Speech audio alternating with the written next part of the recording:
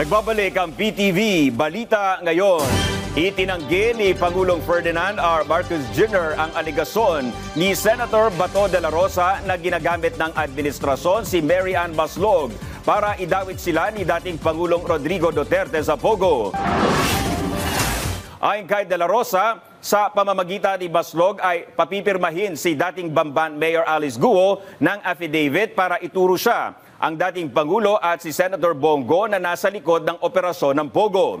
Pero ayon sa Pangulo, nang tanungin ng media ni hindi niya kilala si Maslog, inaasahan naman niya ang paglutang ng mga taong tutulong sa investigasyon sa pagkakaugnay ni Guo sa Chinese espionage.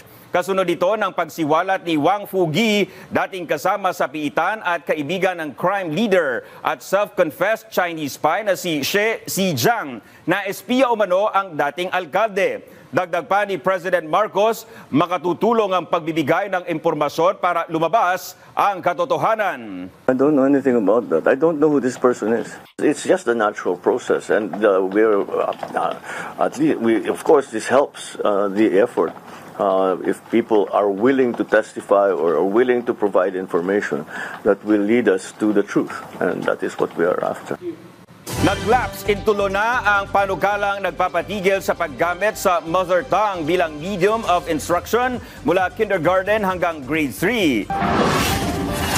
Hindi napirmahan ni Pangulong Ferdinand R. Marcos Jr. ang Republic Act 12027. Ngayon, isa na itong ganap na batas. Maibabalik na sa English at Filipino ang pangunahing medium of instruction sa mga nasabing baitang, habang ang mother tongue o regional languages ay magiging karagdagang media of instruction na lang. Naatasan naman ang Education Department na makipagtulungan sa Komisyon ng Wikang Filipino para bumalangkas ng language mapping policy framework nang matukoy at maklasipika ang mga mag-aaral depende sa kanilang kinalakhang wika.